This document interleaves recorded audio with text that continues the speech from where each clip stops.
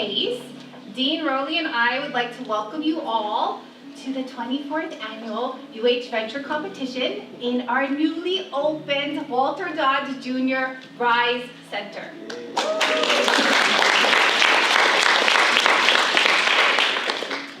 We are so excited to be hosting the event here in our new space today. And for those visiting us for the first time, the Walter Dodd Jr. Rise Center combines our new innovation facility, which you're all in today, with a student housing complex. So what's built up above us is student housing. The Rise Center is the first of its kind in Hawaii and one of only a handful in the US. So this opportunity here with the Rise facility, only a handful of students have across the United States. So you might be asking why? Why did we do this? Why did we combine an innovation center with a student housing facility? Well, it all started 6 years ago with our prior executive director and now PACE board chair, Susan Yamada. Is she here? Oh!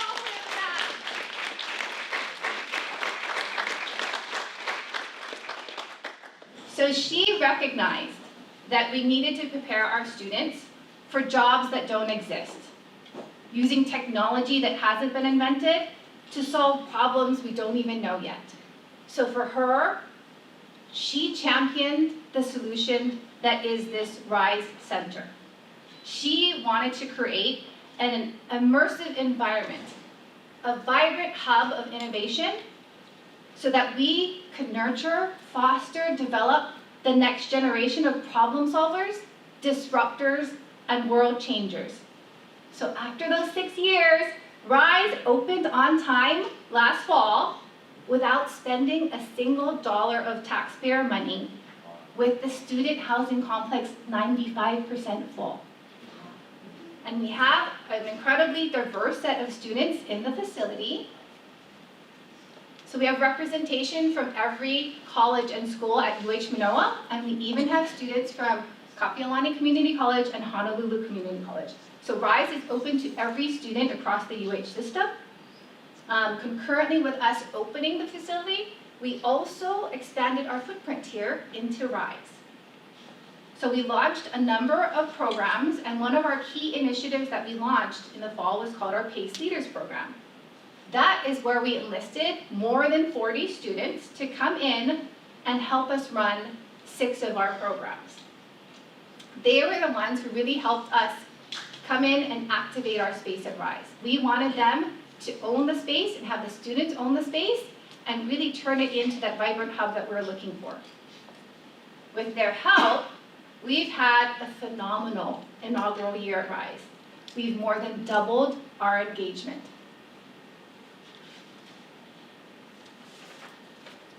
Another key factor in the equation that allows us to offer more than 15 programs, all for free, to students from Kauai to Hawaii Island, and what made the launch of Rise possible is our amazing community, many of which are here today in the audience.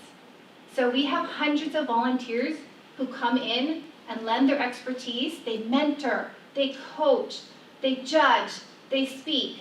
Then we also have amazing community innovation ecosystem collaborators, including those from the SBDC, hi Joe, and Cynthia. We also have folks from Thrive High, as well as the local incubators and accelerators. And there's one community partner that I want to point out right now and really highlight, and that's Sandy Kanemori, who's here as our judge. She's part of HTDC. They really came in and helped us out last year. They provided us with funds so that we could support our operations and really launch our programs here at Rise. So thank you to HTDC.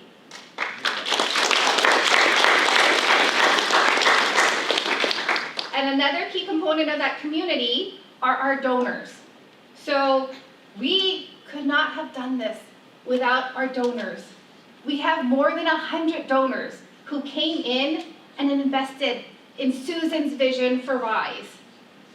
From those who gave $10 all the way up to Walter Dodd, who gave us $5 million to bring our donations for Rise to more than $10 million.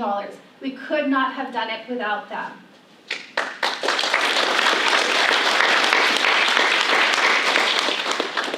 And last but not least, I would like to recognize Dean Mantroli, as well as our amazing board of directors at PACE, which is led by Susan, and our vice chair, AJ Halagao.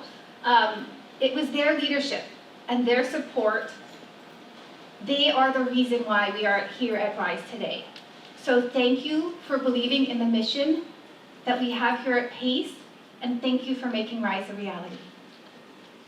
Mahalo to all of you for joining our RISE community and turning it into a really vibrant hub of innovation and a community where our students can thrive and really turn into that next generation of leaders and change makers and problem solvers. So thank you.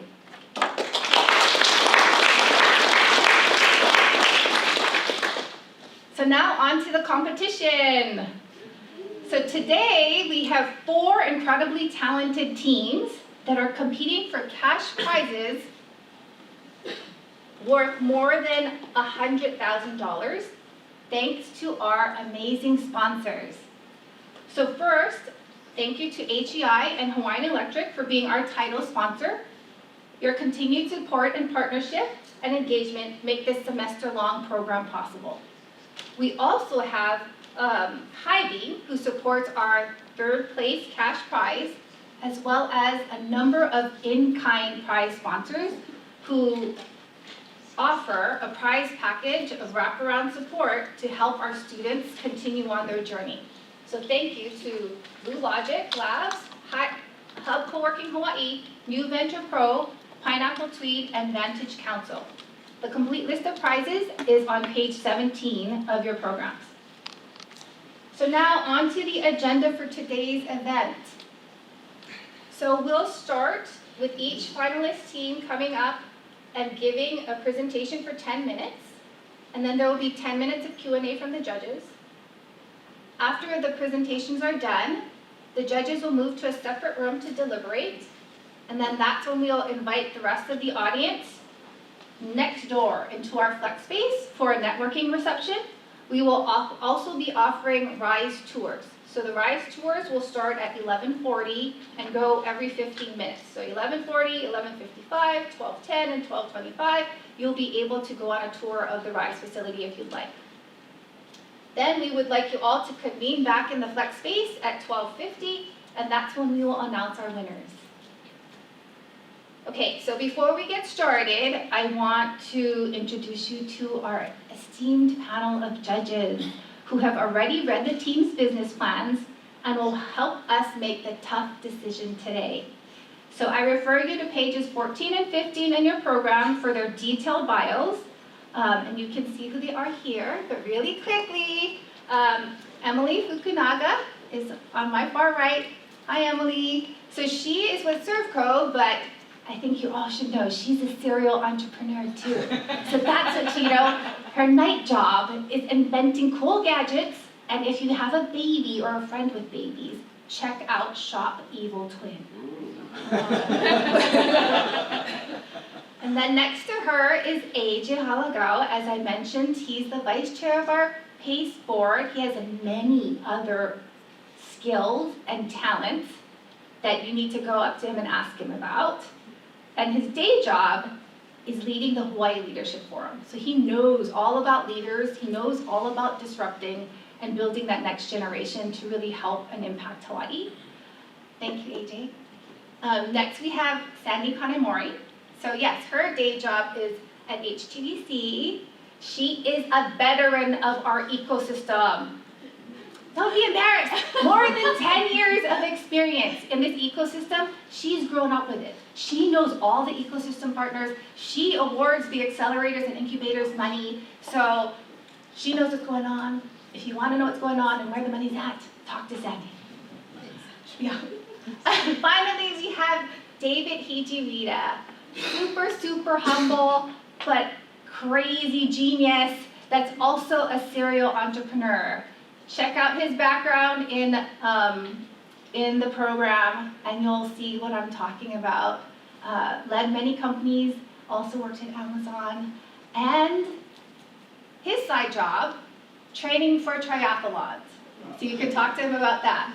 Okay, so those are our judges. Thank you all for being here today. Okay, so before I turn the floor over to our first team, I have a couple of housekeeping announcements. For those of you who need to use the restroom is on the first floor by the foos table. So you have to go down the stairs into the lobby, and it's by the foos table. Please, everyone, take a moment to silence any of your phones or ringing devices. And just one more word of caution is please try not to disrupt any of the presentations, and we ask the audience to please refrain from making any interruptions while the presenters are presenting or when the judges are asking questions. So thank you for all of your help with that. Okay, let's get started. Our first team up is Tadish, coached by Alexia Loganchuk of Sedera Labs. Hello. Hello, my name is Timothy. I'm joined by Alicia, my partner, and we are Tadish. So a few months ago, our friend came up to us and said she has a new dish to recommend from barbecue chicken called hot spice chicken. And when we asked her whether or not it was spicy, she said, "It's not spicy at all."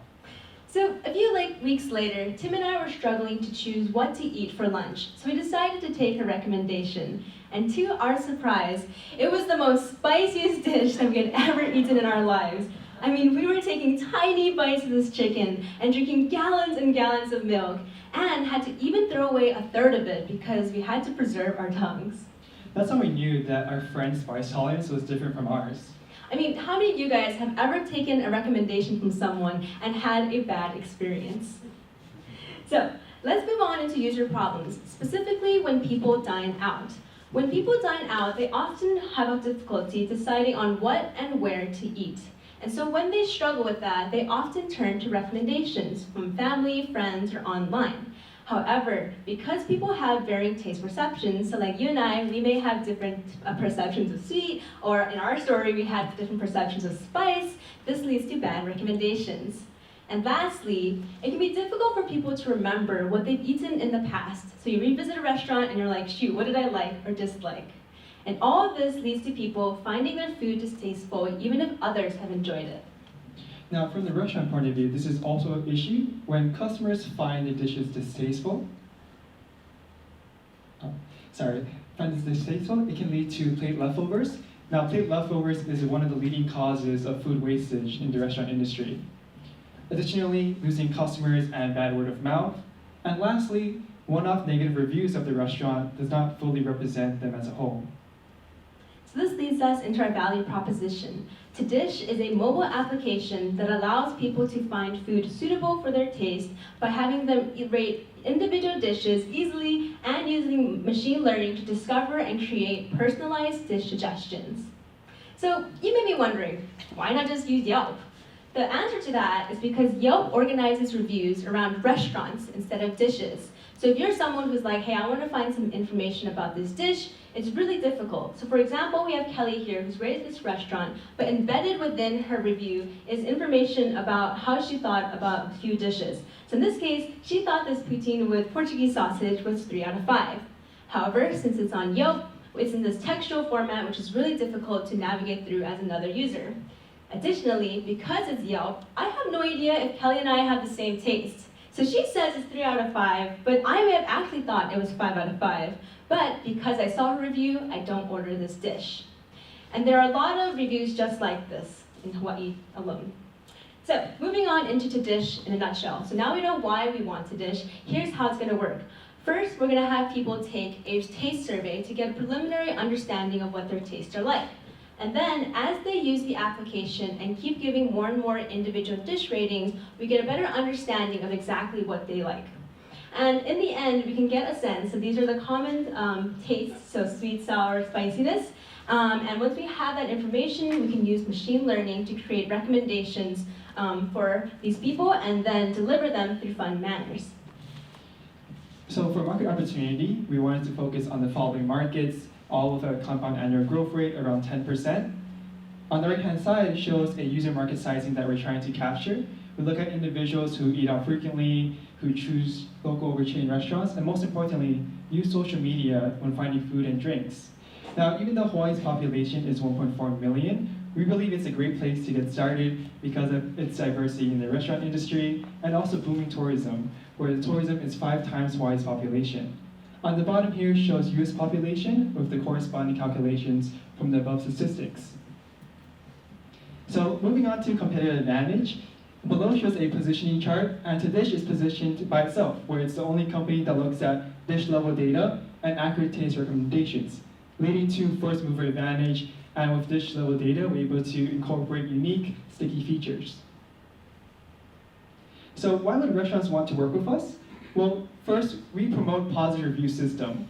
We show what people want to see, 4 or 5-star reviews.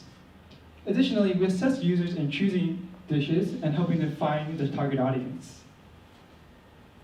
So moving on to customization. In the past year, we've talked to a lot of people. We've done interviews and surveys. In our most recent survey, we had 110 participants, many of them people we approached randomly on the street. And from these surveys, we found that people do indeed struggle with finding dishes or restaurants to go to. And when they struggle, they may turn to recommendations. However, they can get bad recommendations. And lastly, scarily for restaurants, if a person has a bad experience with a dish, even just a single dish at a restaurant, they don't revisit again. In our survey, we also wanted to see how the social aspect of the dish appeals to people. Specifically, we found that people are actually very interested in knowing how their taste compares to their friends, family, and even significant others. And, not in our words, but one of our participants said, This is kind of genius. So moving on to business model validation, we plan to make the dish free for all users. However, they have to view advertisements throughout the application. Currently, we're in partnership with 5 businesses who are willing to work with us and start marketing campaigns. Now, these businesses reside in Ala Moana, Hilton Hawaiian Village, and Wakele Outlet. We also plan to use the data for different points of revenue later on. So moving on to our financials real briefly, the key points is that we have an estimated Tadish users, and this is based on one of our competitors, Belly. We thought they had the closest similarity to us, and they were able to get all their users through organic growth. And the key things here is that 15%, we assume that 50% of our users will purchase based on the ads they see in our application, and that Tadish will take a 15% revenue take rate. And here are our costs. So we mainly account for salespeople, content managers, and programmers. And lastly, here is our profit. So it's for the next 5 years, projected of course. But you can see that in year 4, we do have a positive profit. And below is our customer acquisition costs, which does take into consideration content manager salaries. All right, and then moving on to proof of concept. So Alicia and I are a computer science graduate, and we recently created Tadish working prototype. So starting with creating a profile, individuals are presented with dishes and food, and they will rate them with food metrics like spiciness, sweetness, and afterwards, they can upload a dish. So in our case, we're uploading the spicy chicken because we kind of want to remember how spicy it is. So here you can also see that we can rate the spiciness level from 90 to 100. And Jane Doe was the person who recommended us. So we can look at her profile, add her as a friend, and see how she rates spicy chicken. And going to her profile, you can see that she only rated 20 out of 100. So moving on to dish discovery, we wanted to promote recommendations in a fun and exciting manner. So first we do a Tinder style recommendation. So if you want to save a dish, you swipe right. If you don't want to save it, swipe left. So pretty straightforward. And then you can view it in the save column and see where it's located at. Additionally, we wanted to do like a party system. So Alicia and I and Jane can be in a party, and we can create and we'll be recommended restaurants based off of our taste profile, in addition to our cravings of the current moment. So of course, we do realize that Tadish has a lot of potential because we're collecting so much data about people's taste. So in the future, we could possibly collaborate with dating companies like Tinder. So those who can eat together should be together. In this case, right? Oh, can I go back a little bit? All right, it's okay. In this case, if people have similar tastes, you'd be like, you guys belong together. Or, if you have 2 different tastes, maybe not. Maybe try again. And additionally, we could possibly collaborate with Yelp, right? We want to be a complementary app to them. Whereas they have people rate restaurants, we help people rate individual dishes, so you can refer to each other. So again, my name is Alicia. I am co-CEO and CMO, and I like salty and sour dishes. Hello, my name is Timothy. I'm the other co-CEO and CTO, and I like sweet dishes. So from the 110 people that we surveyed, 80% of them would be interested in being notified when the app is launched, and they gave us their emails. Additionally, we're one of the Collar recipients that was based off of audience voted, showing that a lot of people are interested in Tadish and its idea. So in summary, we just want to close off saying that we want to build Tadish really to help people find food that they love and enjoy. We know that food is such a vital part of socialization, so being able to enjoy food with others or by yourself is really important. And additionally, we want to create an application or a fair rating system for restaurants, and in turn, indirectly help with food wastage. Thank you very much for listening. We're open to questions now.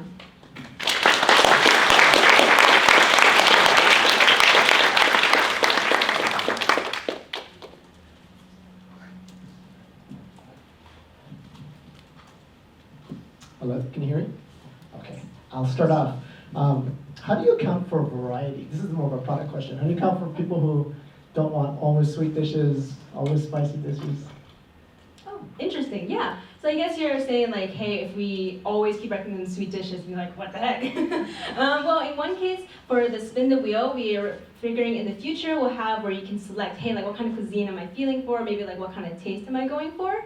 But also in the Tinder swiping, we can imagine maybe it's just for the last 10 swipes you've done. So it keeps changing based on how you're feeling at the time. Thank you for your presentation, guys. So my question would be on demographics. Could you dig a little bit deeper on exactly who your demographics would be for this type of app?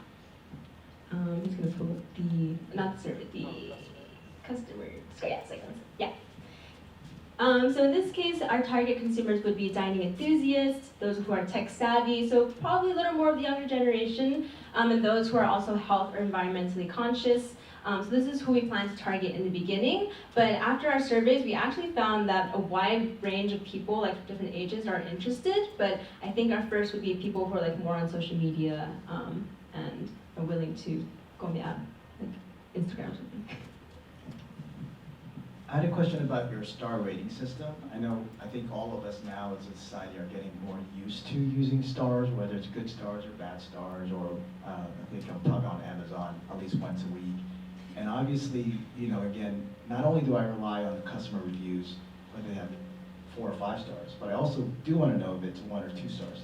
You made a comment, and I just wanted to get clarification. So if a dish is not good, you don't put it up there. Can you explain why that is, and just clarify that a little bit and give us some background on that? That's a great question. Yeah. So for 1 stars, less than 3 to 1 stars, only the individual can see those dishes.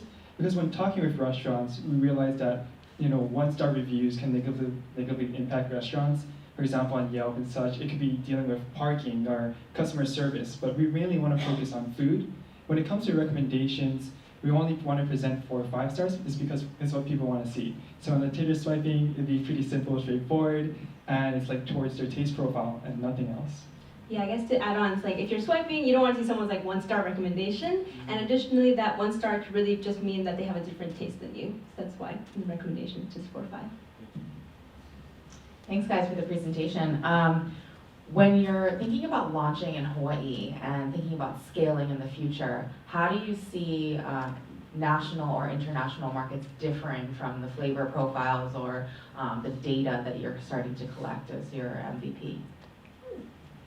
Interesting. I mean, we haven't, I guess, considered how different. I'd imagine like some people might be, different in California, but of course, I think we would, make sure everything is geographically relevant. So the data would be grouped by, like, I guess, state or maybe even like county or something. Because in the beginning, we will ask like, hey, where are you located, just so we can get a sense. But that is an interesting point. I guess in the future, we'll see when we scale, like, how can we make sure that everyone's differences. I feel one of the biggest challenges for new great ideas for apps is technology or adoption. So I was wondering if you could also explain a little bit more about what your tactics would be for or adoption for use of your platform. So for adoption, we plan to partner with existing businesses, and we do marketing campaigns. So currently we're talking about doing discounts, like 30% off, and we'll take 5 or 15% from that, and just trying to promote to both restaurants and users in Hawaii. And I guess you can try go to, where is it? Why not? Blah, blah, blah, blah. Marketing, idea, personality. Okay, got it. Yes. So this would be first, we want to be able to get people onto the application, right? That's the first step to get them downloaded. So we had an idea where because personality tests are really in right now, it'd be kind of like a taste test, like taste and personality. So that would get people, we hope this can go viral of some sorts, and this would get them on the application. And in terms of technology, when we were designing the app, we actually did some usability tests, kind of asked them hey, how is the survey? Or how is this form, is it too long? And we were able to narrow it down to just maybe 4 fields for them to fill out, super easy and straightforward, so it's not too much of a hassle. When you got user surveys, or when you went to users, what was the most interesting part? Was it about a catalog of what dishes I've eaten, or is it about the intersection of finding friends who like what I like? And what was the more valuable thing? I think one part is just people were sometimes they're either themselves or with other people, they're we have no idea what we want to eat. We always have someone in the friend group, or they're I don't know what to eat, So I think they found it really valuable that this application could make that decision easier to do. And also they mentioned that when they turn to recommendations online, sometimes they're not accurate, or people on there are people influencers. They put reviews on there. They're not necessarily the most accurate. So. And then, sorry, one more. You had on the competitive chart, you had another set of companies that does dishes, dish reviews. Is that right? Yes. That upper left corner. Great question. Yeah. So how are they different? Yeah, so for these, they're at dish level, but they mainly record about health. So they're calories, your intake, so they don't look at recommendations, it's mainly just tracking. Yeah, more health oriented. I had a question about the stage of your product. So you do already have an app. How's it working? What features do you already have? What are you still planning to bring on board? Yeah, great question. Can you go to the proof of concepts? Yeah, so that actually, if we forgot to bring our phone up, but we actually, on our phone, we actually have, you can use the Tadish app. Oh, you have your phone, perfect. So you can actually use the Tadish app. I can download the app. Well, actually, we have to email you first. It's by invite only, so, so once we just give them, send an email, they can get in, and they're basically a test user, and it actually works on our phone right now. So we have a few people in our application just kind of using it, just kind of getting some feedback from them. I like this idea, but given that it is a good idea, why hasn't anyone else done it? And what kind of are your moats when other people see it and want to do the same? Yeah, so that's one of the that's one of the biggest questions is why not other companies adopt this feature, and mainly because of these 3 reasons. It's brand identity. So if Yelp tried to incorporate something like this, it would be confusing for users since it's both restaurants and dishes. And of course, first mover advantage, and also social aspect, where Tadish focuses on the social aspect of being in parties or looking at other people's profiles and recommendations. But I guess I think the hardest part, of course, the technology adoption, people really willing to put in all their information. But I think what inspired us too was that on Yelp, people are already willing to put in their dish information. They're oh yeah, it's poutine, it's 3 out of 5. But yeah, I think being able to get people on there and is probably our first goal. Yeah. I know this wasn't on the formal presentation, but if I looked at your business case on the financials, there's an assumption around technology cost, right, for the next 5 years. And it's pretty flat. And I'm just wondering, how do you feel that increase, how much more increase do you need to put into technology, given your break-even is out for about 5 years? Yeah, so actually on the business case, we recently were talking with other business professionals, and they advised, your technology costs are a bit flat. So we did recently add in, if you go to key financials costs, yeah. We did actually make it kind of scale a lot more because we had advice. They're like, it's a bit much, or they're like, it's a bit low. So we're like, okay, let's add in a little bit more. But yeah, great question. Because this is a technology company, it is important to like get people who are good at technology on the application.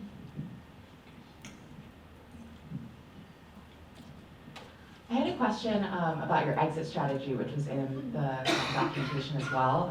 You were looking to maybe sell to one of these larger companies that you complement. What level of scale or penetration do you think you need to do that and to do in order to achieve that exit? That's a good question. I think they probably want to. They wouldn't want us to be maybe just in Hawaii, not sure, but we think we would have to start actually approaching like nationals, like users, before they gain some interest, because then they're like, oh, well, hold on, they're kind of getting pretty good. But of course, you can't really talk to them and ask them. So we're just hoping as we go along. I mean, we would love to keep continuing as for as long as we can, but until they, see that we're doing really well, then see how they feel. We have about 20 seconds left. So the interesting question is always the business revenue model too. So I understand a lot of these are based on like advertisements. Could you again cover that a little bit more? I heard something about a 15% revenue take. Is that industry standard or? I'm sorry, that is time. Oh. Great question. You might want to answer. Why don't you answer? Okay, well, the first part, okay, what was the sorry. So the 50% take rate, we actually are a little lower than the industry standard, because we're just starting off, so we don't want to scare them. But we were looking at industry standards like Google Store, like Google App Store, and then Apple App Store. They use like 30% usually, so we are slightly lower than that. But we have been talking with the restaurants, right? And they were interested in this advertisement model. They think this is the most like convenient way for them to. Sorry for the announcement. Thank you guys. Thank you. Thank you. Next up is AgiPower, coached by Faustino Dagdag of Leeward Community College. Systems. That is what this is, but this is not what we're selling. This is just our little demo here for you guys to look at. Okay, so there's a big problem in Hawaii that I think we're all aware of, and it's that we're not really making our own food. And if we look at this graph right here, we see that majority of these farms are actually making less than $5,000 of sales in a year. So that's an incredible amount of farms that are just really not making much money. And there's a couple of things that this does. Well, just to point out here, we see that our total food production has been down 73% since 1990. So when people aren't making that much money doing it, they stop doing it. Now, to show you guys the inequality that this has created in the industry, the agriculture industry, we see that just 9 farms are accounting for 65% of the sales in Hawaii. That's a huge amount of sales coming from just 9 farms. Oops. There's a little hole here. That was like the Elon Musk thing where he threw the thing. Cool, change the thing. Yeah. A little hassle. Okay, so this graph just shows that 9 farms are contributing to most of the sales, and that causes a 40% increase in food insecurity in 3 years. Okay, so aquaponic systems, one slide so much, I got that. Yeah. So aquaponic systems work on the principle of the nitrogen cycle, and essentially the fish produce poop, that poop is turned into fertilizer, and that would come up here, and that would allow these plants to go faster through the nitrate uptake, and then we recirculate that water back down, and that water is now cleaned. So this is what we sell. These are our systems. These are our industrial aquaponic systems. This is what we want to put in farmers' farms. And our fish would go in these very large fish tanks. Water is pumped up, and these are not coils. These are PVC pipes, just like this one, but they're a lot bigger, and they're green because we would estimate to have tons of lettuce sprouting in that little compacted region. Okay, so our systems use 90% less water when compared to soil-based farming. That's a big thing for Hawaii because we don't have unlimited water here. We get our water from the ground. We're fully solar powered. I mean, I've got my system working here in the room. And with this increased grow density from these coils, these PVC pipes being coiled up here, we can grow a lot more any sort of leafy greens in these systems. And something that we're all here for is the profitability of aquaponics. This is very insane, but think if you had a square foot of soil and you grew lettuce there, you'd make $1.32 of profit per year.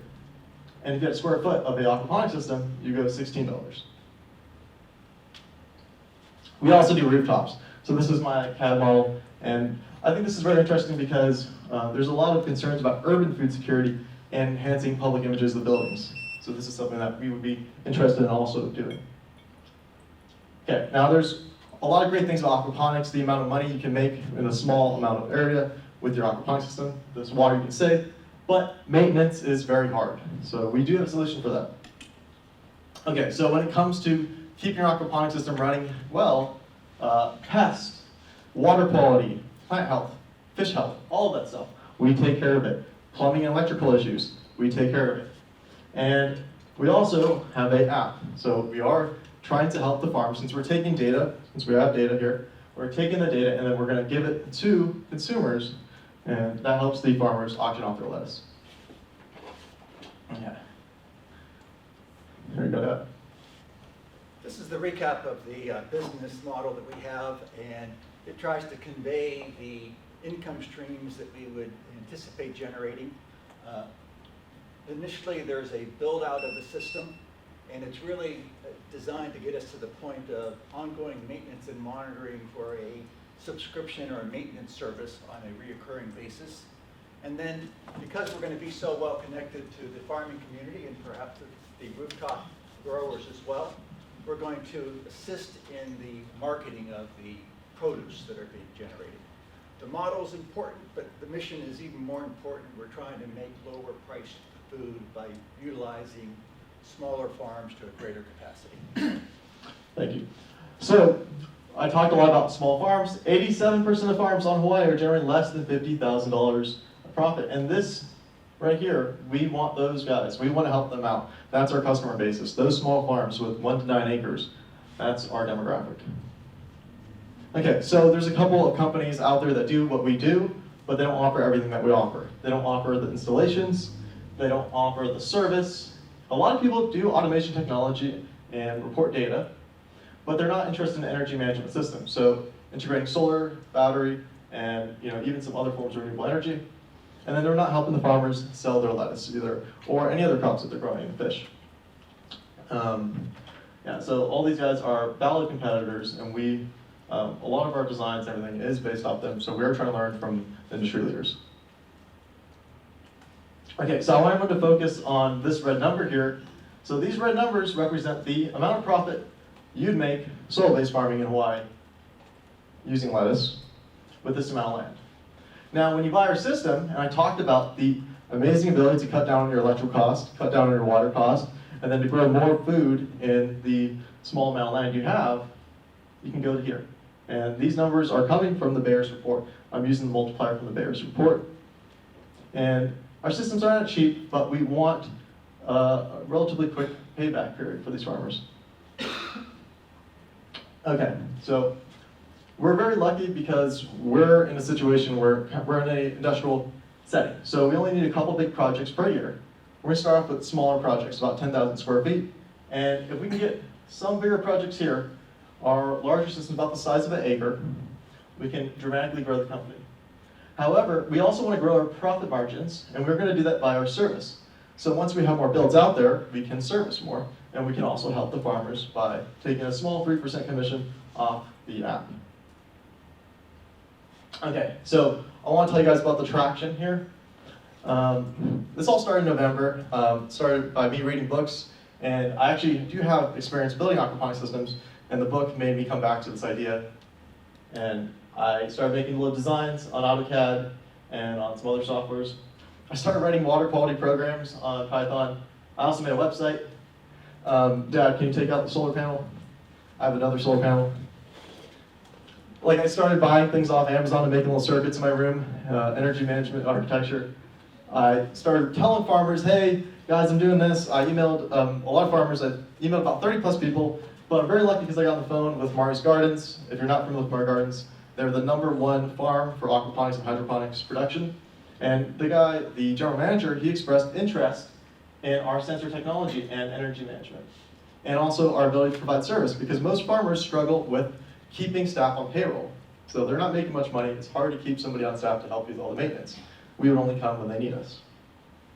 I also was lucky enough to get the Collar grant, and that helped kind of push me along here. And Hatch, this is something I'm very happy with a lot of things, but Hatch, Dylan Howell, the operations manager from Hatch, put his team and he helped me make these slides and give me a lot of coaching and advice. So, and they're a venture capital firm focused on sustainability. And here we are now. Oh, yeah. Yeah, I'm happy and proud too. My son has kept this up through the process. He started in high school and now he's in the mechanical engineering program and putting it all together and turning it into a business, and recently received his EIT. And so by his doing this engineering effort and also reaching out to the marketplace, making some good strides in pushing some lower cost food out to Hawaii. My dad's also a very accomplished man. Just really full of points. I'm very proud of him. Things we want to do. So after this competition, we want to invest into building the digital side. So more focusing on the automation, and then even building a pilot scale model. So I know there's a little bit of a mishap here, but we want to build a pilot scale model that farmers can look at. Something probably that from here to here, right, here to here, and that we can put on our website, and we could even make videos of it to show farmers and gain traction that way. The rest is just business stuff, protecting our technology, and thank you guys. I hope you guys share the same mission in enhancing Hawaii's food security, helping farmers grow their margins, because this is a thing that Hawaii is lacking.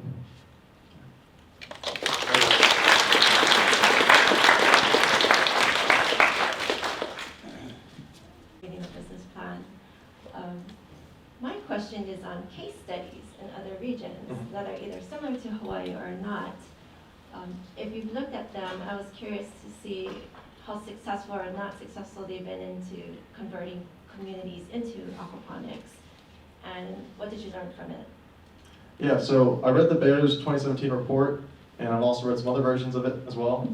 And I've even read .gov's about Hawaii and, even California. So there is problems with aquaponics and problems with farming in general. Most farms end up becoming unprofitable, or they have a struggle with it. And the main thing with aquaponics is the maintenance. So they always express that the number one thing that stops people from being successful in aquaponics is maintenance. Does that answer your question? Yeah. It seems like I think you mentioned this in the business case, but there's not a lot of IP in the actual aquaponic systems themselves. So is it fair to say like you could almost basically give away the design to the systems because you'll make money on the business? Yes. There's nothing particularly unique about the aquaponic systems. They can be researched and developed, but it's really the maintenance and the support operation for the ongoing monitoring. Yeah, I want to add on to that. So I did say protect technology at the end of the patent, and that's some of the sensor technology that I want to make on my own and the way we integrate into our system. So that's what I want to protect. But I mean, anybody, if they're willing to go through it, they can make a very large system, just like I guess anybody could build a house, but it's hard to do.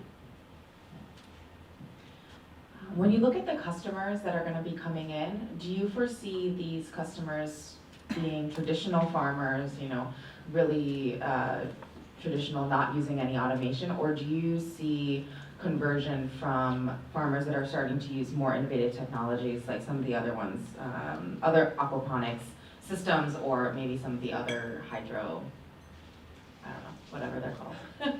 You're in your business case. Yeah, okay, so Mari's Gardens, right? I told you that they're a leading farm in aquaponics production. So they do have their aquaponics facilities. There's farms on Hawaii that are growing lots with aquaponics and hydroponics.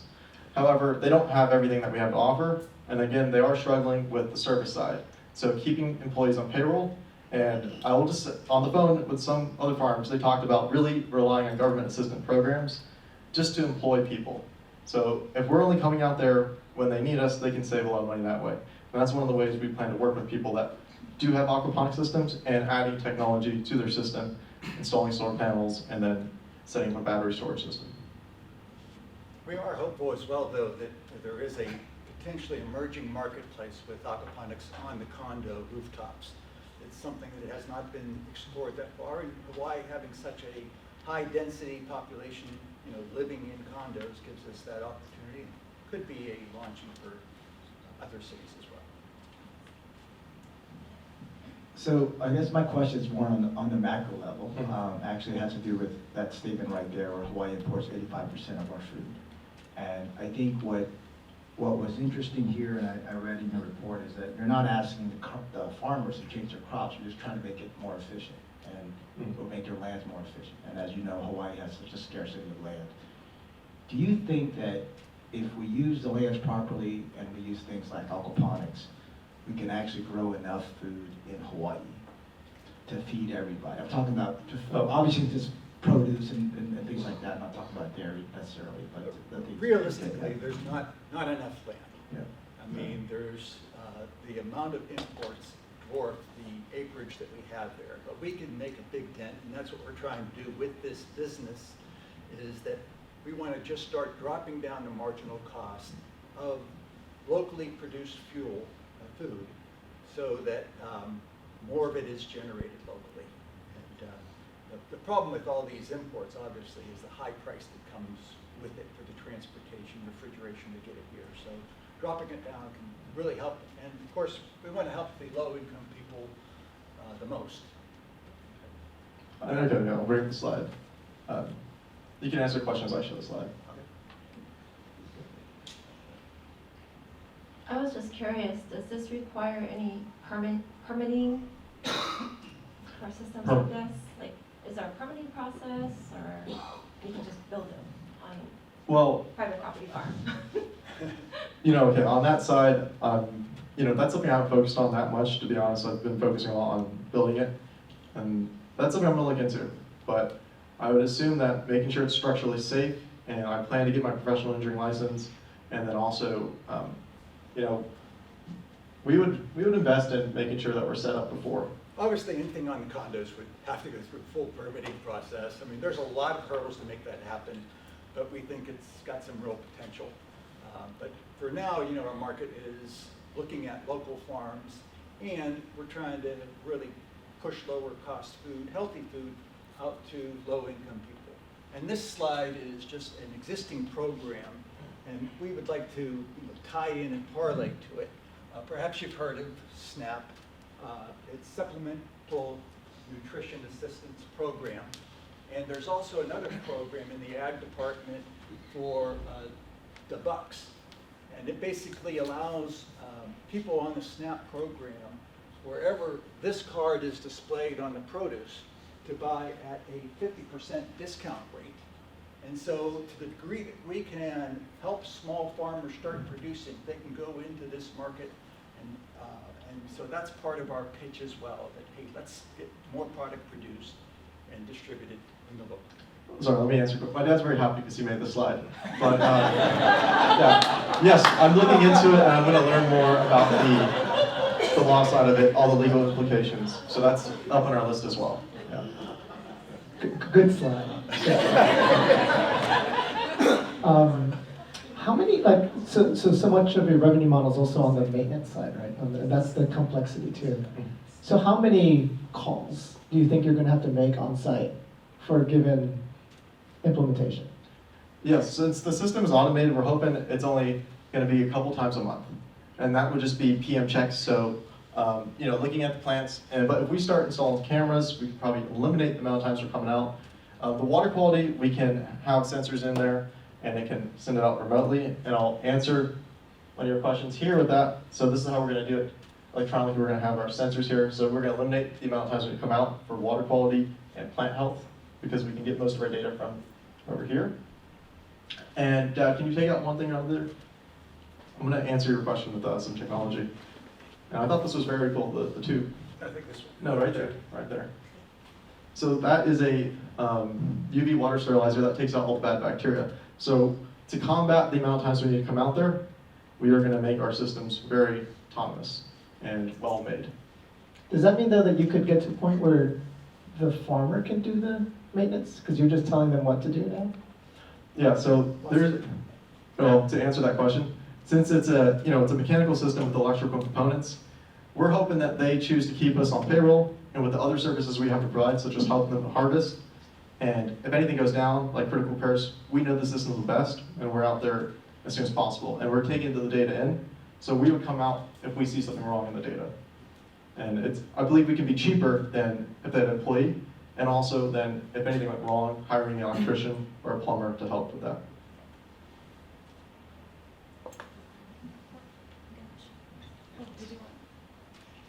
I do. Part of it is just feedback and a question. I do feel like a model like this that is equipment and infrastructure dependent, it is a challenge to go into an existing business that's land-based and kind of overhaul their whole process. So I'm thinking it's more like new farmers. That might be like a good target market. What is the market for something like that? I'll answer. Yeah. Yeah. Okay, so if you are a small farmer, approximately 1 to 9 acres. Our large system can take up 1 acre. However, our small system, our medium-sized system, to say it better, right here, right? They can afford to have 10,000 square feet of land to the system. And if they have giving us just 10,000 square feet, so say they don't want to change anything else with their land or their other operations, right? Like their own farms, they're growing pumpkins. You can't grow pumpkins in aquaponics, But they give us 10,000 square feet, and we build this, I want to call it our money printing machine, our farming machine, and we put it on their property. So it's only going to be a small chunk of their property, but if they want to invest more and put more infrastructure, like you said, these large systems can occupy a completely new farm, or they can occupy a pre-existing farm. Any last thoughts, judges? We have about 10 seconds. It's okay. Thank you. Thank you, guys. Thank you, guys. Aloha, I'm Candide. And I'm Sam. And we are EduKits Hawaii. We're a recently incorporated nonprofit with 501c3 status. Our mission is to distribute place-based educational STEM resource kits to students at Title I schools in Hawaii for free.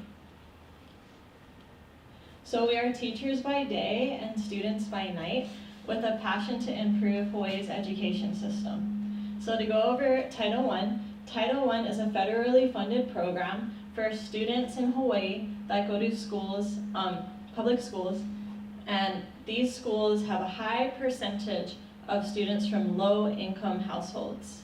And I'd like to share with you an olelo no eau, which really resonates well with what we were trying to achieve here at EduKits. A'ohe ulu e lua'a I ka pokole o ka lou. When no breadfruit can be reached and the picking stick is too short. So we all know that teachers are severely underpaid and that they're now leaving teaching at an astonishing rate. Teachers face so many challenges already, but those who work at Title I schools face additional obstacles that we often feel very unprepared for. I have had students who come to school without a backpack and leave not knowing if they will eat dinner or where they will be sleeping that night. Candide has found a student rummaging through the trash after school simply because they don't have paper or school supplies at home. As teachers, our students become our kids, and we try our best to give them everything that they need. So we conducted our initial market research by conducting a survey, and teachers reported that they spend between an average of $275 per school year out of their own pockets, with some of them spending up to $3,000 annually. One of the problems that teachers reported the most was that they feel a lack of support. And one of the things that they listed was that they need help in implementing the Nā Hopena A'o framework, which is a Department of Education initiative that has the best of intentions of incorporating Hawaiian values into the classroom. However, it's severely underfunded, and teachers are then faced with an additional issue of trying to implement a framework with little to no training or resources. So to recap the problem, teachers lack time, funding, resources, and support implementing the next generation science standards and the Nā Hopena A'o framework. So the solution is our kits. They are all-inclusive, free, place-based, and they have the lessons aligned with next generation standards and the framework already included. So here's a look into one of our kits, and around it is all the things that it encompasses. I'd like to go over a key term that we're using a lot throughout this presentation, which is place-based. That is a teaching pedagogy where you're looking at education through a geographical lens, and in our case, it is Hawaii. So our product includes all of the supplies and materials necessary to complete an activity, including the worksheets. They are already designed to incorporate both the next generation science standards as well as the Hawaii Core Social Studies standards. In addition, they help teachers to implement the Naho Pena'a'o framework, which includes their 6 guiding ha, or principles, including a sense of belonging, responsibility, excellence, aloha, Hawaii, and well-being. Finally, they include teacher lesson plans with teacher instruction and guidance, and this summer we have plans to host our very first professional development series. So here's a look into our 10 kits. There's going to be 1 for each month of the school year, and we're going to focus on the first 3 right now. I've already passed them out, and these are fully developed and piloted already. The first one is the Hu, or the Hawaiian spinning top. In this one, you can learn about physics, centrifugal force and motion, while students get to engineer a spinning top out of a kukui nut shell. The next one is the Kumulipo slime project, where students get to create a non-Newtonian fluid. And the way that this relates to Hawaiian studies is in the Kumulipo, all life started from a primordial slime. And the third one is the Elepaio nest. This is an endemic bird that uses a unique material to build its nest, which is spider webs. So students get to learn about engineering.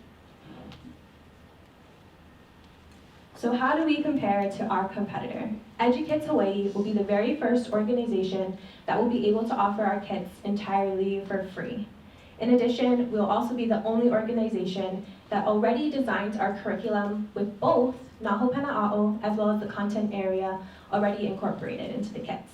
When you look at our competitors, they charge upwards of $30 per kit, versus EduKits Hawaii will be able to donate them entirely free of charge. So this is our target market. If you look at the top bar, this is how many public school students there are in the state, almost 200,000. We're focusing on the red star, which is the 7,000 Title I students here in Hawaii, and specifically the 4th grade, because this is the year that students are required to learn about Hawaiian studies per their social studies requirement.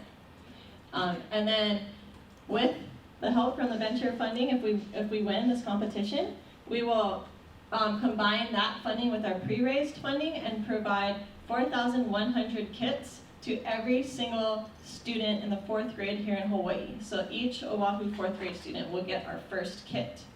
And then this is just a map showing you how many Title I schools there are throughout Hawaii and how many Title I students there are. And then we felt that it was really important to focus on this demographic because we really want to give back to our community, and we both work with Title I students. So in order to be able to give away our kits for free, grant writing will be a crucial part of our business plan. So far, this year, we have already raised $12,000 in small micro grant funds. And even though our end goal is to have the Department of Education fund Naho Pena'a'o as well as EduKits Hawaii, our next step will be to pursue larger grants. There are a plethora of funding sources available, including the city and county, state, federal, Department of Education, College of Education, as well as private philanthropic organizations. Last week, one of our dream partners came as our guest to attend the PACE Showcase, and we also submit our very first grant application to the Hawaii People's Fund. So here's a look into our financial statement. This is year zero right now, where we're gonna give out 4,100 kits, and then we're gonna scale up by 2 kits each year, hitting 41,000 kits in year 5. And then the next important line to look at is our grants. This is how much grant funding we need to raise in order to reach our demographic, or our target distribution, sorry. And then this at the bottom is our net positive cash flow, which we will return into our endowment. And then, okay, so we have really good news. We have a storage facility at Jefferson Elementary School. The principal has already okayed it. We're working on the application through Matson right now to get a free shipping container. So our principal, where I work at Jefferson, he's not going to charge us any rent for our storage. So we have that figured out. And then for labor, we're going to have volunteers along with a paid staff. And then we're also going to partner with local high schools to fulfill their community service hours and also give them insight into the behind the scenes of business.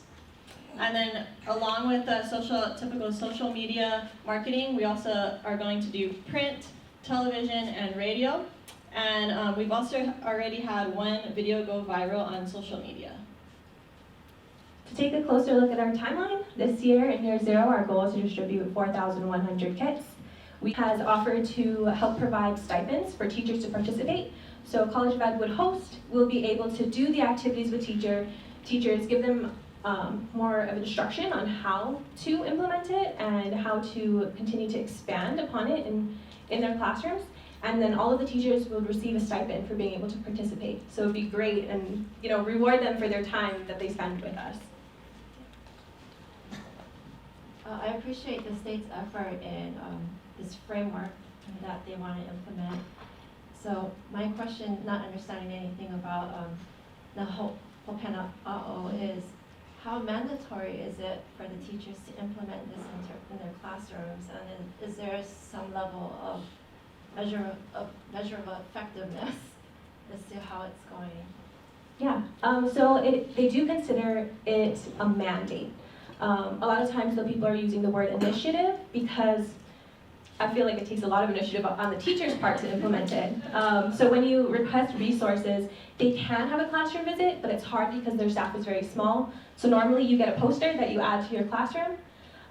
They have developed a very cool survey that will generate that beautiful map where you can see, it'll pull to which values are being conducted in the activities. And so that's kind of how teachers are feeling. It's like, oh, this is awesome. Place-based, INA-based, Hawaii-based learning is way more engaging for the kids, and then therefore increases their retention and how much they remember and how much they care and how well they score. But how do they get to that point? Especially for teachers that might not have deeper training in cultural or possibly natural resource backgrounds. Yeah, there's a lot of teachers at my school that aren't from Hawaii, so it's not as intuitive for them to implement the framework. So that's kind of why we thought of the idea to help them out with this kit. I know you didn't bring up competitors because maybe you're very unique in your approach. Yeah, we have.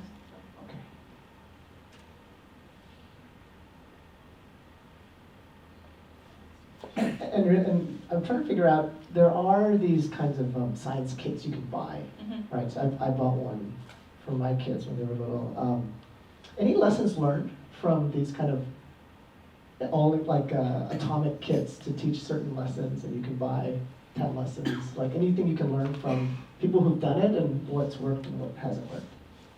Yeah, I mean, I think the main reason why we're doing it is it's the experiential aspect, the hands-on, and it's backed in academic research, scientific research, that when students are able to participate in their own learning and also deal with issues that are relevant to themselves and their community, then that's when they're really going to be able to remember the content and it'll be meaningful to them. So I think that similar idea is where a lot of these STEAM, hands-on science experiments come from, because of that inquiry process of trying and learning. And I think that a lot of the kits might be successful, but they're expensive, they're not Hawaii related, and they aren't directly aligned to both student and teacher needs. So we see them more as like a supplementary activity to continue at-home learning, versus our kits are able to address both the in-classroom and at-home learning as well. Have you ever tried this with like homeschool programs in Hawaii? We haven't partnered with a specific homeschool company, but our community and a lot of our friends who have kids who have tried are like, oh, can you please get our school to buy it? Because it matters to be able to actually participate in your own learning. And so that would be one of our next steps. It's also important to mention that these kits are portable, so students can take them home, because at Title I schools, it's a much lower parent engagement. So when the students are bringing them home, they can teach their family, their siblings, or their parents about what they're learning. I think what's also very interesting about your proposal is the model, right? It's not the first time that the Ledge has had some kind of mandate that's unfunded, right? So, and I think, obviously this is very focused on fourth grade, on this specific initiative. Do you see a potential for doing other things like this, maybe for other grades, for other initiatives? Again, maybe you all are in this field, but maybe there's other teachers who feel like they've got other ideas too, that maybe they can come up with something, makes it easy for their fellow teachers, and we'll go get grants to go fund it. Oh, definitely. Previously, I worked as a 9th grade teacher, so I teach for the Pueo program at Punahou School, which serves all Title I students. They come on scholarship. And so my heart is really near and dear to my high school students, who a lot of the times haven't got these opportunities. And now that I'm working with 4th graders, a lot of the times we'll do like a big brother, big sister program. So I would love to. We've decided to start with 4th grade because it's the year that Hawaiian Studies is mandated in the curriculum, and it's just the 2 of us right now. But as we grow, there's potential in every single grade level for this type of experiential learning. A lot of the times in the school system, we see kids get to go to the lo'i once. And then it's just that one time off, oh, don't you remember this one thing, but it's not incorporated into their lifestyle. And then we can see they become our future leaders. They grow up with these sustainability-based mindsets, with these AINA-based mindsets. So of course, we would love to be in every grade level. Yeah, we want to create the next generation of stewards of the land through these. Thank you.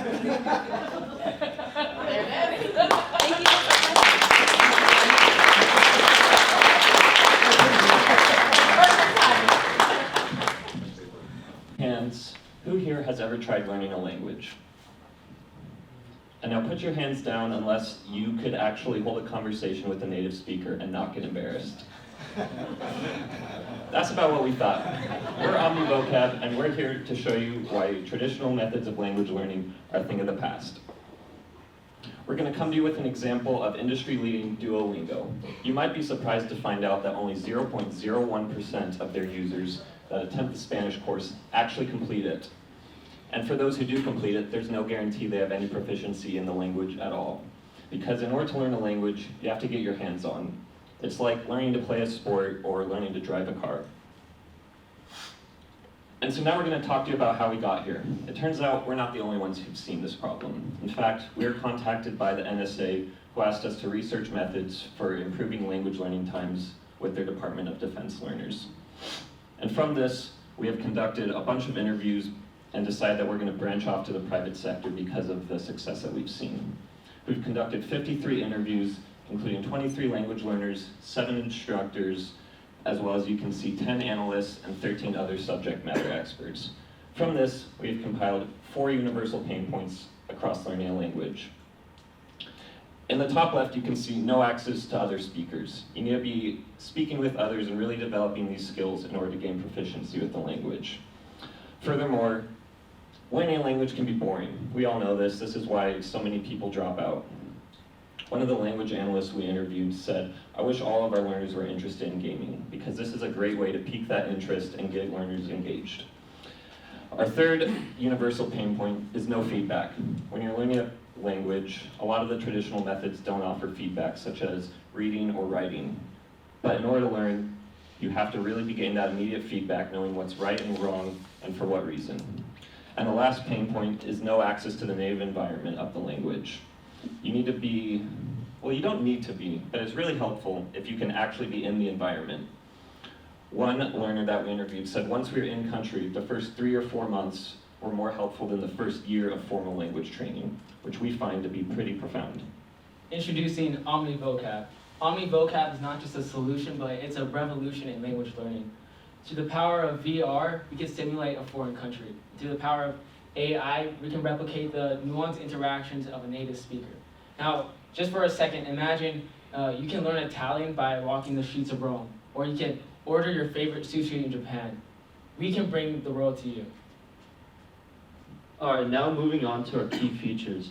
So the first one is the gamified experience. So like Ryan said, traditional language learning can be very boring. I want you guys to think back on maybe your language classes in school and just how repetitive and mundane it really was, right? And even Duolingo. So Duolingo is our biggest competitor by far. But if you've had experience with it, it's more or less just a glorified like multiple choice or fill in the blank app. Whereas Omnivocab would be so much more than that. In addition to that, our multiplayer feature would allow users to interact with each other in a casual setting within their target language. And that's really difficult to replicate in a traditional like language class setting because oftentimes they teach the language in a textbook version. And as we all know, even in English, you don't really speak to each other the way we write our essays, right? And our third one is VR immersion. So as mentioned earlier, throughout our interviews, we've concluded that like a study abroad type of program is one of the most effective ways for language acquisitions. And so much so that even UH offers 2 years worth of language credits and just a single semester, a summer semester of a study abroad program. But unfortunately, not everybody has the means to do a study abroad program, whether it be time or money. So Omnivocab, we could bring that study abroad experience to you at the comfort of your own home for a fraction of the cost. And finally is our AI integration. So this, along with our VR immersion, is really our bread and butter of the Omnivocab. So our robust AI feature would pick up on any slight mistake that the user makes and not only provides corrections, but also feedback on how and why you got it wrong. And I want to reiterate, no matter how seemingly small or insignificant the mistakes might seem, our AI will pick up on it and correct you properly. Now, before we get into our demo, if you're new to VR, our VR app is played on this headset and these controllers. And just for a second, we talked to many professionals at Facebook and Oculus, and even our own professor sitting back there has told us it would take millions of dollars and years to develop anything. But yet, the VR app that we're going to show you and the demo that we made is filmed 100% in the Oculus headset. But we made that in a couple of weeks. So imagine what we can do with more time and more money.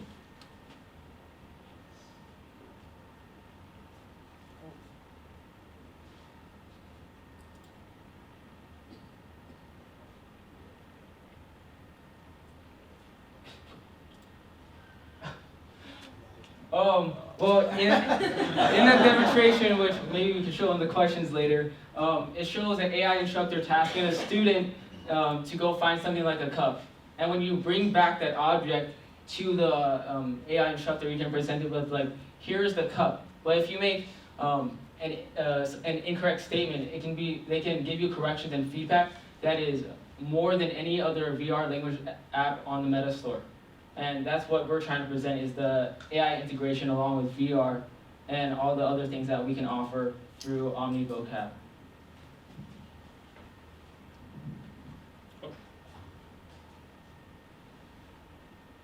So luckily we were able to connect ourselves to 10 Air Force language learners who all stated that our demo was very well suited towards their needs. One even said that was way more engaging than anything we did in class, while another emphasized that it was useful for preparing for their oral exam. And next, we'll talk a little bit about our competitors. You might recognize names like Duolingo or VR apps like Immerse. But they don't all have the features that we include in Omnivocab. We have VR immersion, AI feedback, multiplayer, and gamification, all at a very competitive price of $15 per month. But language learning was just the first step. In phase 3, we want to expand beyond that and go into the education sector, such as subjects like, next slide, math, science, health, and history. Now imagine a medical student. Instead of studying for an exam by looking at a boring diagram or at a textbook, you can take the human anatomy, blow it up to full scale, and you can hold a heart in your hand. Or instead of watching a boring history video on a screen, you could rewind time and you could live in it yourself. That is what we're offering to you guys today. And now we're just going to quickly talk about the market sizing so we can tell you about the total addressable market for our product. We're beginning phase 1. We've broken it up into 3 phases with the Department of Defense language learners. There are 3,000 learners in their Defense Language Institute, their primary language learning institutes, and we hope to address all of them. For phase 2, there are 20 million people with a MetaQuest headset. With a conservative estimate of 40% of people being interested in language learning, this leads to a total addressable market for phase 2 of 8 million total language learners. And like Josiah said, we're hoping to expand to all students. For phase 3, there are 1 billion people in the countries where the MetaQuest headset is sold. About 25% of them are students for a total addressable market in phase 3 of 250 million learners. And finally, that leads us to our financial statements. This is a high-level outlook of the projected income statement for the next 5 years. Based on that previously mentioned revenue number and growing sales over time, we've been able to extrapolate this potential operating income. I want to highlight the scalable nature of this software technology and the fact that over the course of 5 years, we're going to see this dramatic increase in revenue while only seeing a relatively smaller increase in software operations costs. I also want to highlight the fact that there's going to be a lot of sweat equity that goes into this plan. In these first 3 years, you might notice that software development, there are no cost marks for that. I want to highlight everyone's majors here in the next slide and talk about the fact that this team is truly prepared to work and develop things. Thank you guys. That concludes our presentation, and we hope to answer any questions you may have.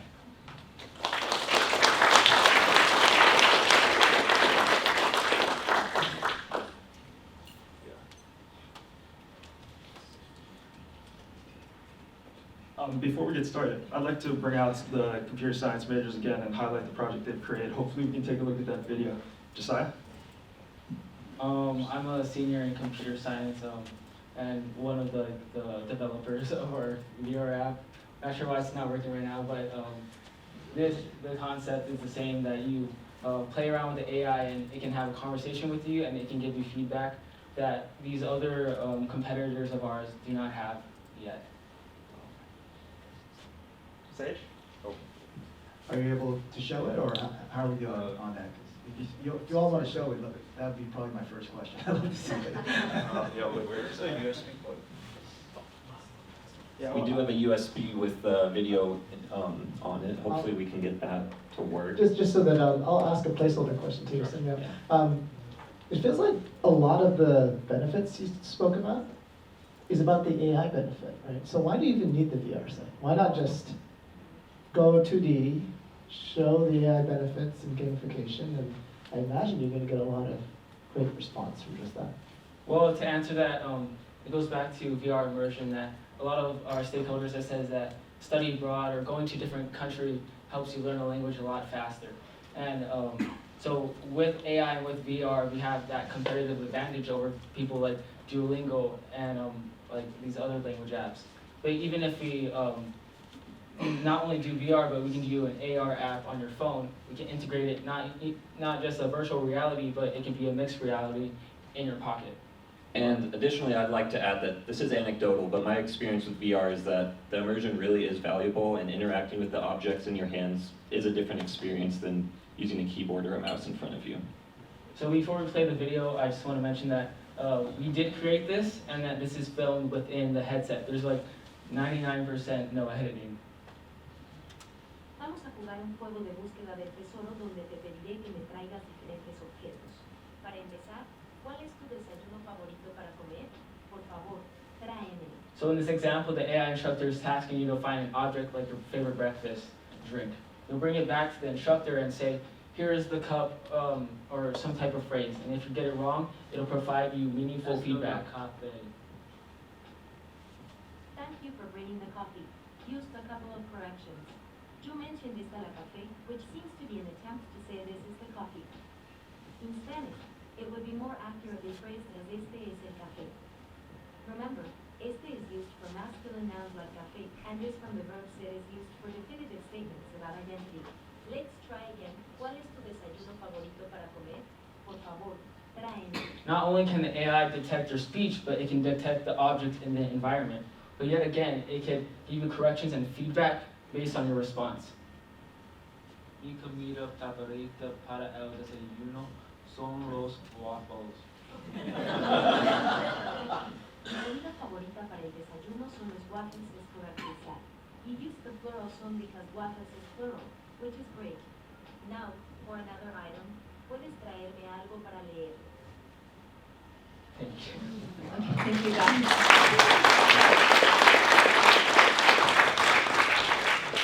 So my question is that, as everybody knows, anything dealing with AI right now is just a huge, exploding, fast-moving market with a lot of corporations out there that have a lot of money to replicate some of their services out there quite quickly.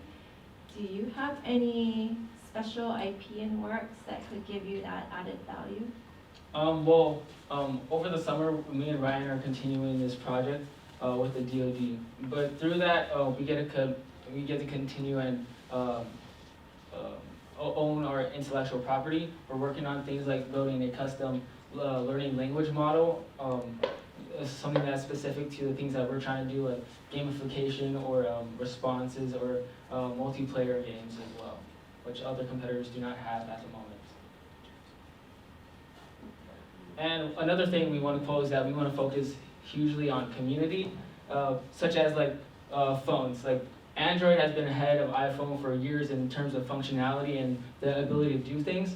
But yet 80% of the people in this room have an iPhone because the Apple ecosystem is such a strong thing that you don't want to switch because everyone else is on it as well. So with the AR element, you're kind of limited to folks that have the headset itself, right? So I know that's growing, and I know you can build for the future, but why not focus on B2G, like government or B2B business? What is the strategy to go direct to consumers? Part of that was based on a lot of the initial barriers to getting into the government. We definitely had a lot of conversations with instructors, many of the people we interviewed, about how Rosetta Stone, for example, was the primary tool of the U.S. State Department. And I think that's something that's very important to consider. However, we found that there were limitations into getting into those sectors. It's an excellent point. However, given the high barriers, we thought that we needed to make a move in a different direction. I think Ryan had some points about how maybe later on that could be a direction you went to. Yeah, anything? Sorry, can you reiterate the question for me? Yeah, why go B2C? Or like why go direct to customers? Yeah, I would just agree with Kai that we're really focusing primarily on the Department of Defense. They've shown a great interest in our products, and we think that we can find success within the private sector as well after we have addressed the government needs for this. In addition to that, VR is like any other technology, and it's only going to become more and more available and more affordable as time goes on. Because if you remember computers back in like the 60s, right, it took up a whole room. But now we have, computers in our pocket. So the same is going to be with VR. Yeah, it's big and bulky, and it's a couple $100s now, but it's only going to get more accessible as technology advances. So I just wanted to add that too.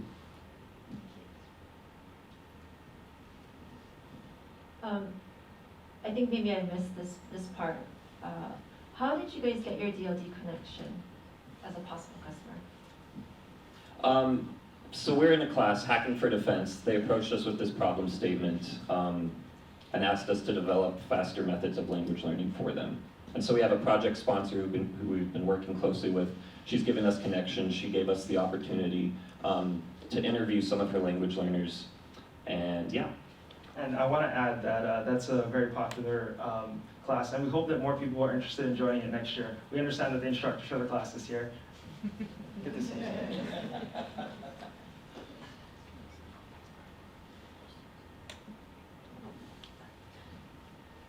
So I know you're working with the DoD. Have you also considered working with the DOE? I've tried to learn a few languages, both in high school and college, and sort of an educational setting. So any plans for that? That is something we have looked into, but like Ryan said, we've been mostly focusing on DoD, but a lot of our interviews also suggested that we can use this as a way to preserve maybe like Hawaiian languages, or even more novice or like less popular languages like Sanskrit. Also, we just very recently got into a connection who heard about us from word of mouth from Jackson University.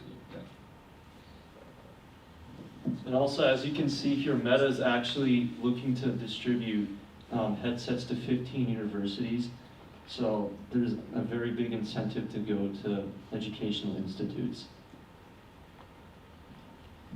From the materials, it looks like you guys are using OpenAI. How well does that work with other languages? I know, sometimes it goes rogue with English, and how well does it tackle culture also at this point?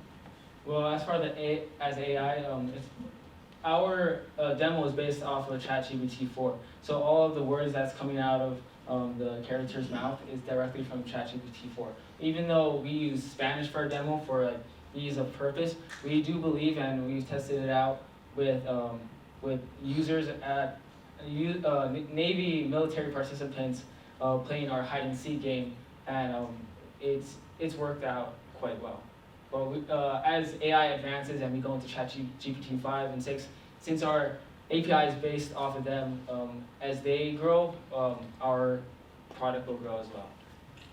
Yeah, and I'd just like to add, I was skeptical of using AI when we were developing this as well, because I was familiar with some of the goofs that it would make, but I've used it for translating Spanish. We have someone here who's fluent in Japanese, and he's even said that it's pretty robust in terms of how fast it is growing, and also its current state is not too problematic.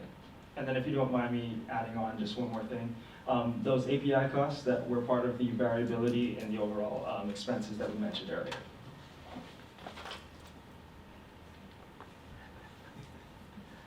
I guess we're being told to wrap it up. Congratulations. Okay, everyone, we're back. The judges are back and the results are in. For those of you just joining us, I'm Sandra Fujiyama. I'm the Executive Director of PACE. To kick off the award ceremony, please help me welcome my co-host of this portion of the event, the Dean of the Shidler College of Business, Vance Rowley.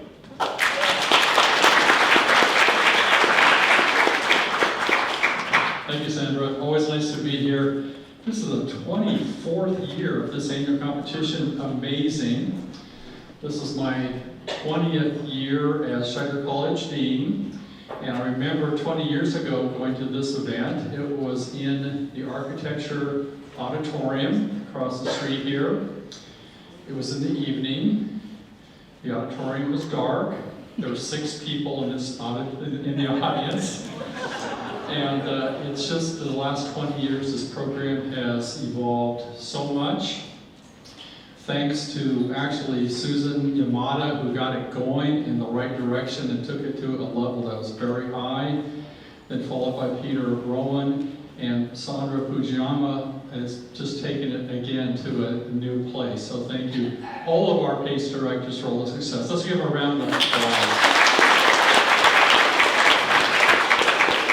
Susan had the ability of getting me to do anything she wanted her to do, but Sandra has a unique skill. She gets all kinds of money out of me, so I don't know how she does that, but I'm happy to support the endeavors here. Again, we've had great finalists. I heard so many comments during the intermission here how great the 4 teams were this year. They were deep, diverse, and it was really a pleasure. So let's congratulate the 4 teams. Okay, and of course we need to thank all of our sponsors, coaches, judges, and instructors who have been working all year to make this program a success. So thank you for all your efforts. I also would like to thank our title sponsors for this year's competition, HEI and Hawaii Electric. Their support for this competition over the years and for the Walter Dodds Jr. Wise Center have been spectacular, so thank you much, HEI and Hawaii Electric. Let's give them a round of applause. And I would like to recognize HEI VP and President of the HEI Charitable Foundation, Darcy Endo Omoto, for joining us today. Darcy, thank you.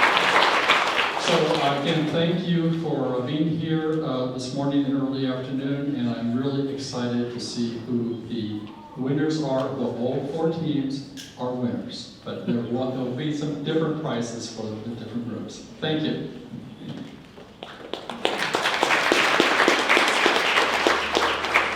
Great, thank you, Dean Rowley, and thank you, Darcy, for joining us today. I'd also like to thank the rest of our generous prize sponsors. So Leah Hong is here representing High Beam. They are giving the cash prize for their 3rd prize winner. So where's Leah? There she is. Thank you for joining us, Leah. And then the rest of our prize sponsors, Greg Kim, I think he was here from Vantage Council, Travis Ito from Blue Logic Labs, Nam Wu from Hub Co-working Hawaii, Charles Roach from New Venture Pro, and Pia Arma from Pineapple Tweed. So thank you to all the sponsors of the prizes for this competition. Following on what Dean Rowley said, I also want to give a big thank you to the rest of the volunteers for this particular competition. So we have a long list of coaches, judges, and instructors who volunteer untold hours to execute on this event and to provide the guidance and really help foster our student entrepreneurs. So thank you for all of you volunteers. We could not run our program without you. So big hand for them.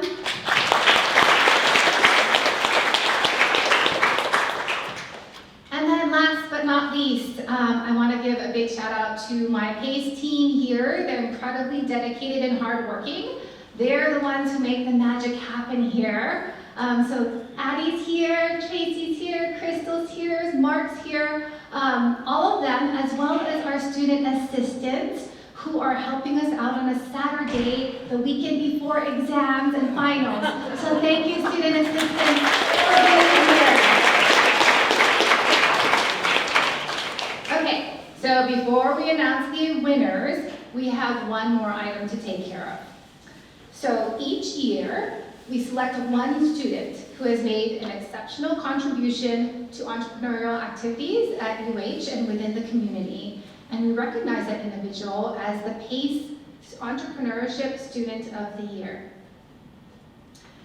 This year, we've decided to do something a little bit different because we've decided to present the PACE Entrepreneurship Student of the Year Award to an amazing group of students who played a key role in activating the space at the Walter Dodds Junior Rise Center. So please welcome me in congratulating our inaugural cohort of PACE leaders. Yay!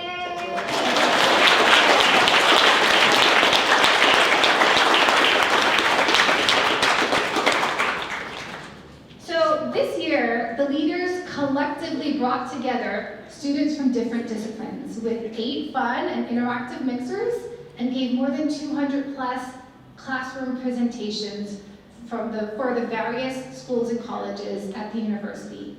They also inspired students to come up with new ideas with 6 entrepreneurship live events with fascinating speakers. They also educated our students with new skills. So they put on more than 7 workshops on topics from pitching to jewelry making. They sold out 6 make and take events, and they opened up our recording studio. Finally, they provided funds and support to turn ideas into reality, with 6 Colo Grants pitch nights, providing more than $21,000 in funds to our student teams, and also sourcing, evaluating, and doing a lot of community building by our Calvin Shindo Student Venture Fund. So big mahalo to the PACE leaders. We put together a short video to show you and highlight all of the work that they've done this year.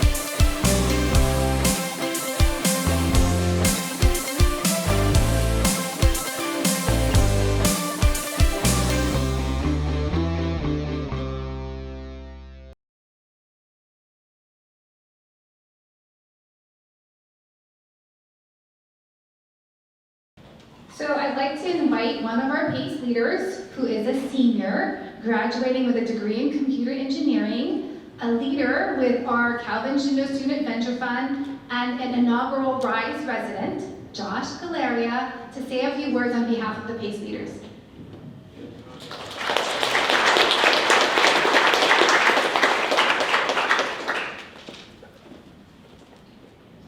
Thank you, Sandra.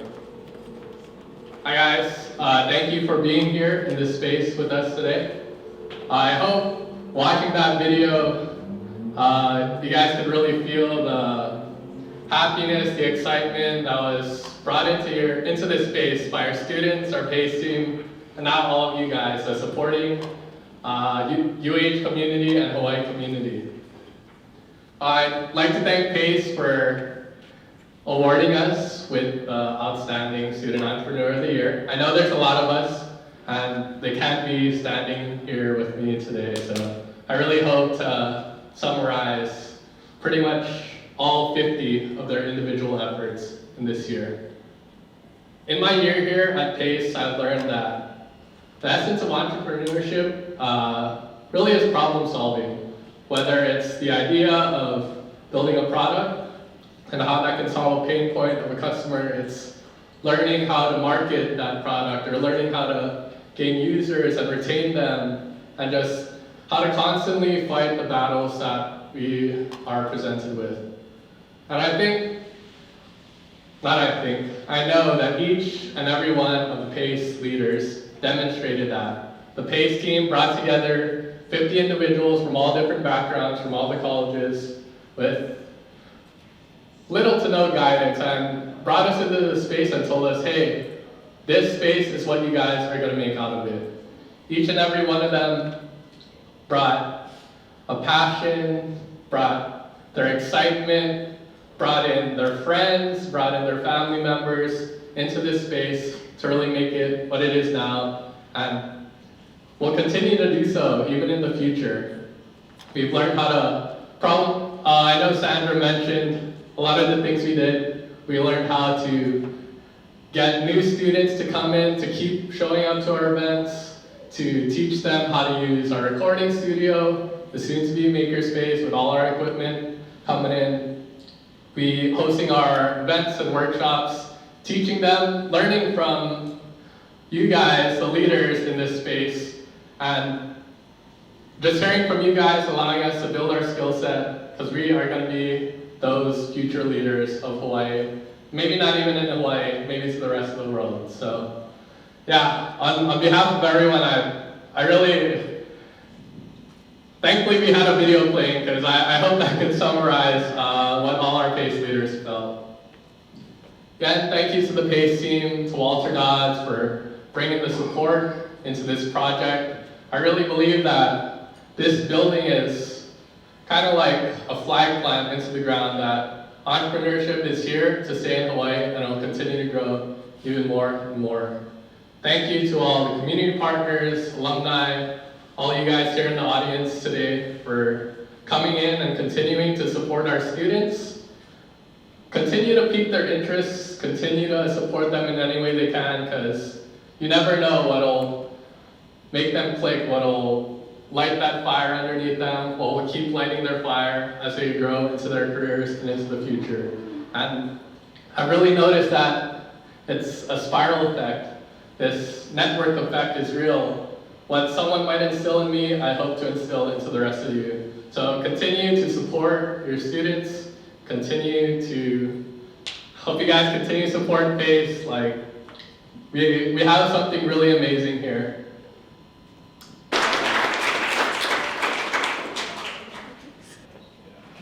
Thank you, Josh. So Josh is known as computer science, but he came in last semester and he built a huge community with the Calvin Shindo Student Venture Fund. They're like a family there. He went out and made a lot of community connections and really took being a PACE leader seriously. So that's what being a PACE leader is all about. And so we're very grateful that he's here and he was a part of it, and he made the PACE leaders really special for everyone he touched. Okay, so before we proceed to the results, I want to congratulate all 4 finalist teams. We were so impressed with all of your work and all of your presentations today. You have achieved so much in the few short months that you've been working on your ideas. So congratulations to all of you. We were so pleased with all of the progress that we've seen that everyone is going to leave with something today. The 4th place winner will receive a $1,000 cash prize, and we really want to encourage that winner to, continue on their journey. Don't stop. It's all about pushing forward and moving forward. So we wanted to mention that and say that, and also talk to the judges today, and they let me know that this decision was incredibly difficult. All of the teams did so well that the scoring was very, very, very tight. So I hope you are all proud of yourselves and go away from today knowing that you guys did a great job, and I hope you continue on. Okay, now it's time to share the results of the 2024 UH Venture Competition. I'd like to call to the stage Leah Hong, because she will be presenting the 3rd place award sponsored by High Beam in honor of pioneer Billy Richardson.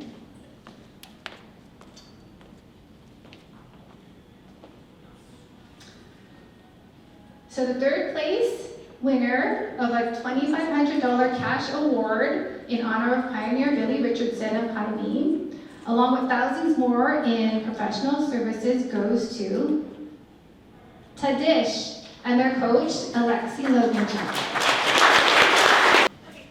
Looking up here, ready? Hold on a second. One more time. Hey, congratulations.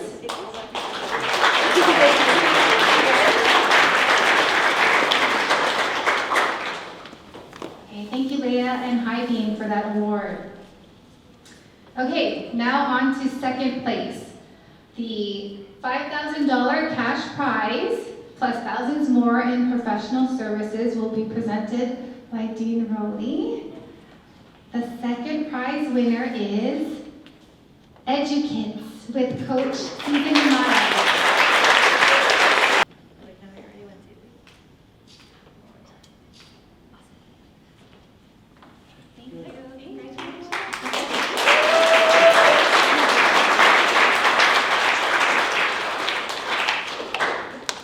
Okay, now to announce the 1st place winner, I'd like to call up Darcy Endo Omoto, VP of HEI and President of the HEI Charitable Foundation. The 1st place winner of the $10,000 HEI and Hawaiian Electric cash prize plus thousands more in professional services goes to Omnivocab and their coach and Jeffrey. Looking over here. I'm going to take a few. And one more time. Very good. Great.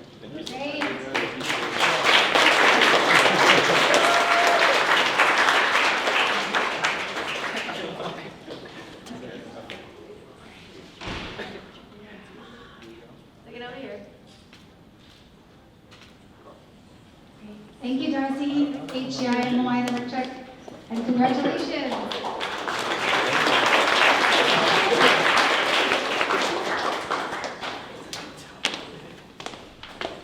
All right, congratulations to all the competitors.